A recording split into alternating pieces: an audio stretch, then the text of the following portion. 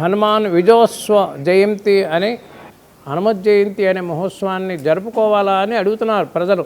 హనుమత్ దీక్షాపీఠం ఏం చెప్తుందంటే, ప్రతిరోజు హనుమత్ జయంతి జరుపుకోండియా, ఈ నెల ఆ నెల ఏంటి, ప్రతిరోజు కూడా హనుమత్ జయంతి చేస్తే మంచిది కదా.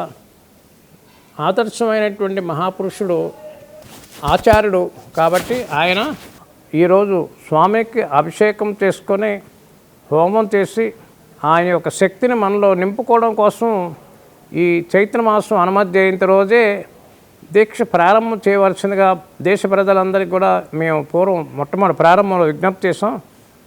అంటే 2 హనుమత్ జయంతికి ఉండాలి, గుర్తుపెట్టుకోండి. ఇప్పుడు మన వాళ్ళు ఏం చేస్తున్నారు, కొన్ని జిల్లాల్లో ఈ చైత్రమాసం హనుమత్ జయంతికి విజయోత్సవం హనుమత్ జయంతికి విరమణ చేస్తున్నారు. 2 హనుమత్ జయంతులకి ఉండేటట్లుగా మీరు ఈ మాలాదానం చేయవలసిందిగా మీ అందరికీ కూడా విజ్ఞప్తి చేస్తూ, ఈ హనుమత్ జయంతి రోజు మీరందరూ కూడా ప్రతి ఇంటి పైన కాషాయ వర్ణ ధ్వజాన్ని ధరింపచేయడం, ప్రతి ఇంటి పైన ఉండేటువంటి ధ్వజానికి జై శ్రీరామ్ అని చెప్పడం, భారత్ మాతాకి జై, వందే మాతరం అనే ఆ భారత మాతకి నమస్కరించి ప్రతిరోజు ఆ జెండాకి నమస్కారం చేసే ఒక అలవాటు చేయాలి.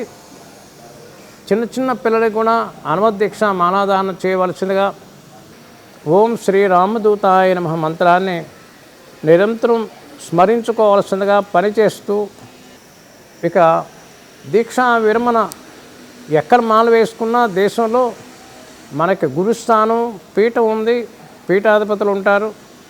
మరి ఆ దీక్షా పీఠానికి మీరందరూ కూడా వెళ్ళి మాలా విరమణ ఇరుముడిని సమర్పించేటువంటి సంప్రదాయాన్ని కొనసాగించవలసిందిగా మీ అందరికీ తెలియజేస్తూ, విజయోత్సవ హనుమత్ జయంతిని పురస్కరించుకొని ప్రతి గ్రామాల్లో ప్రతి దేవాలయాల్లో హనుమాన్ దేవాలయాల్లో విజయోత్సవాన్ని జరుపుకోవాల్సిందిగా మీరందరూ ఈ కార్యక్రమంలో ముందుకు సాగవాలని మీ అందరికీ అభినందనలు తెలియజేస్తూ అనేక మంగళాశాసనాలు అందిస్తూ జై హనుమాన్, జై జై హనుమాన్.